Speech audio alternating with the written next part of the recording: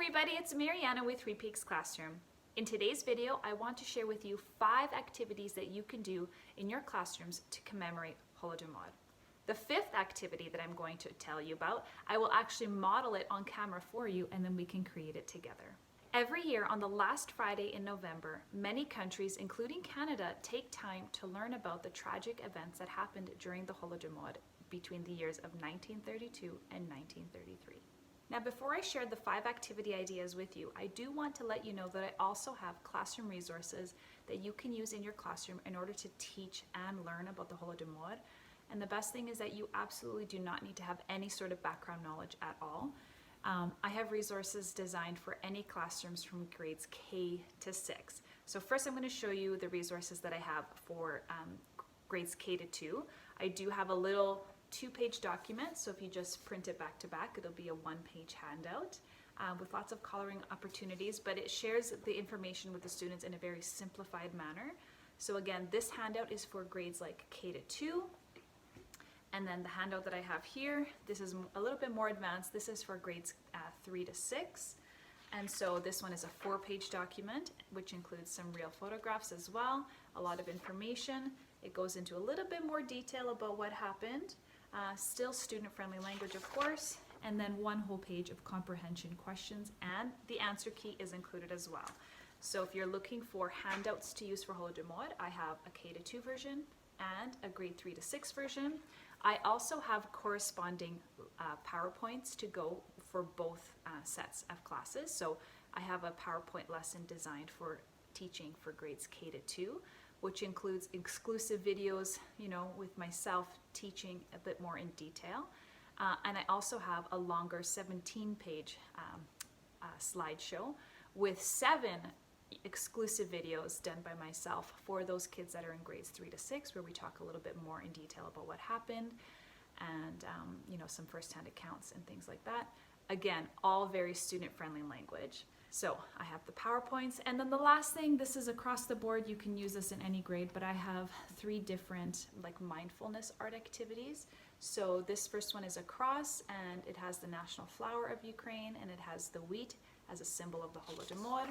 The second one is a very simplified commemoration page, and then the last one is a little bit more detailed, but again, very appropriate for learning about the Holodomor.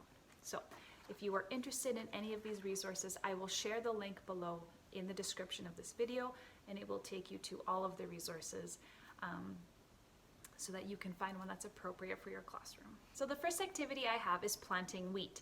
Now, this is an activity that I have done myself in a grade 3 and grade 4 classroom, but I also did it in my preschool classroom, so it can span all the grades here. Planting wheat is very symbolic. Wheat, of course, is a very symbolic crop for Ukraine. Ukraine is considered to be the bread basket of Europe, and we know that from wheat we can make things like bread and cereal. And so planting wheat is a very symbolic and a very commemorative way in order to honor the victims of the Holodomor. Planting seeds is a great way of telling students that this is a symbol for, we are growing this food symbolically for the future children in the world, to make sure that no one in this world has to go hungry. And so planting the seeds and having the discussion about, what wheat seeds grow into, what we can make from wheat, it's all very symbolic, and it's all a great way to honor and commemorate the Holodomor.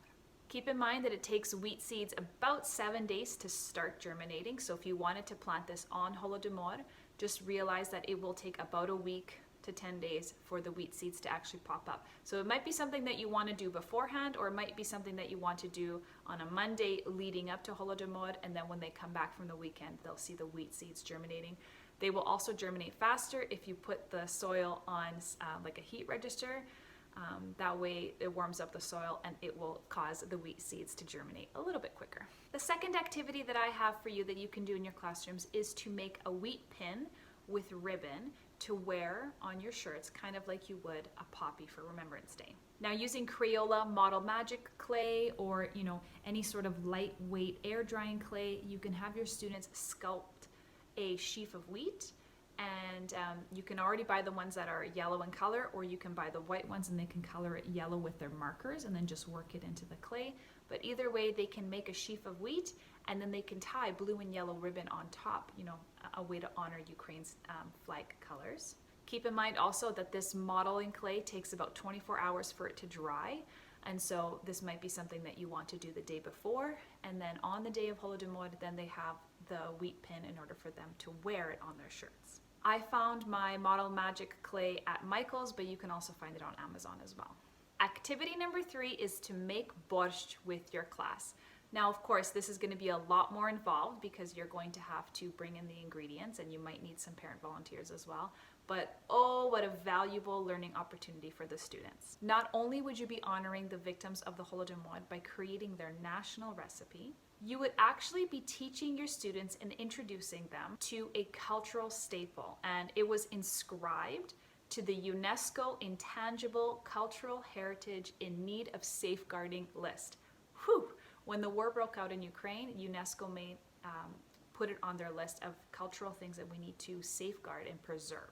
Making borscht is actually quite simple and it does not require very many ingredients. The staple, of course, being the beetroot. You can find so many recipes online. I personally like to have beetroot and I like to add peas and onions to my borscht. And if you want to really take it up a notch, then I would suggest too that you bring in some parent volunteers and you take some flour, wheat flour, and you have the students make some rolls as well, and they can have borscht with their bread, and you can have a truly Ukrainian cultural experience. The 4th activity is collecting food bank donations. Of course, the Holodomor happened because many Ukrainians died from having their food and their crops taken from them.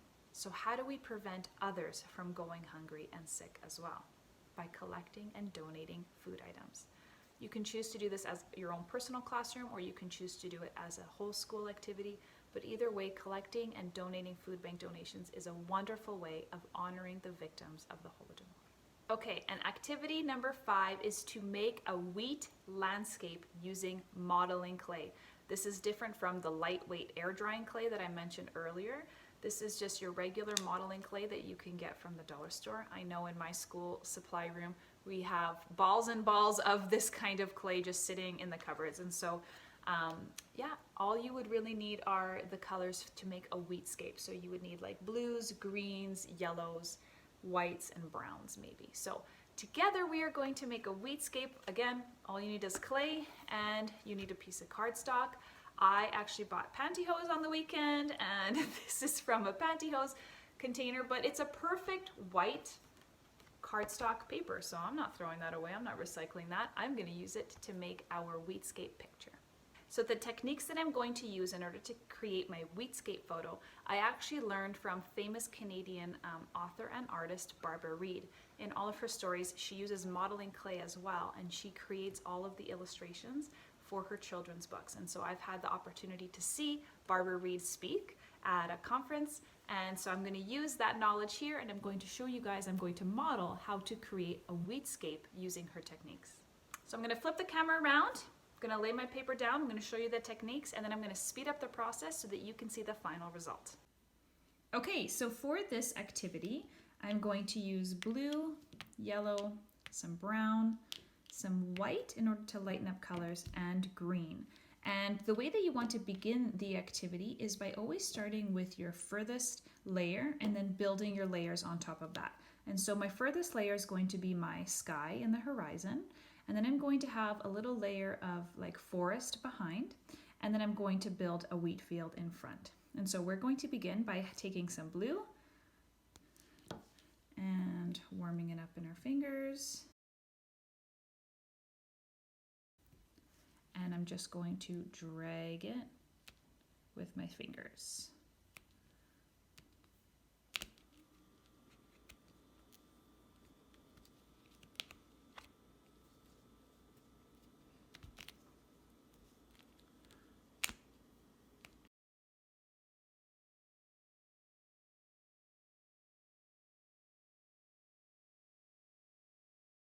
Now I'm going to add a little bit of green in order to create some forest right underneath the horizon, and then everything after that is going to be different shades of yellow and brown to create my wheat field.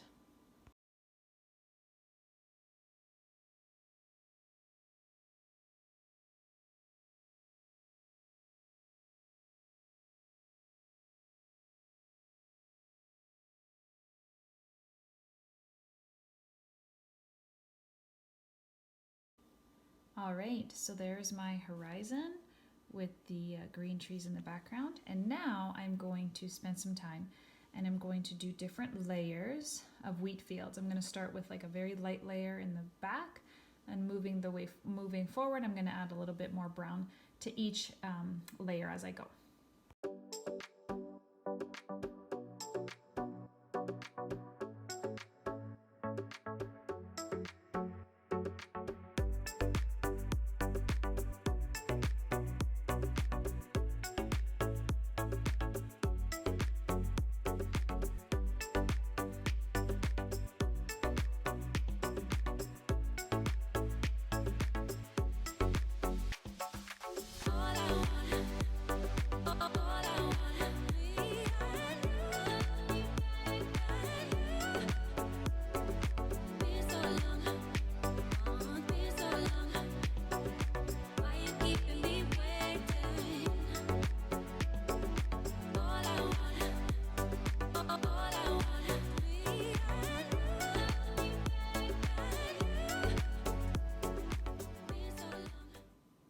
So there you go, 5 different activities that you can do in your classrooms in order to commemorate Holodomor. It's important that we don't let this tragic world event slip by and that we use this opportunity to teach our students about culture preservation. Like I mentioned earlier in the video, I do have Holodomor resources that you can use in your classroom, whether you need a lesson to teach the students about it, or whether you would like a handout in order for them to show their learning, or something as simple as just the mindfulness, coloring art here that the students can do to reflect on everything they've learned. Whatever your needs are, I have all of the resources in my TPT shop. Again, I will link it down below. Thank you so much everybody for watching this video. If you found this video helpful, please consider subscribing. I do come out with weekly videos that help educators. I hope you guys are having a wonderful day, and I will see you all in the next video. Bye.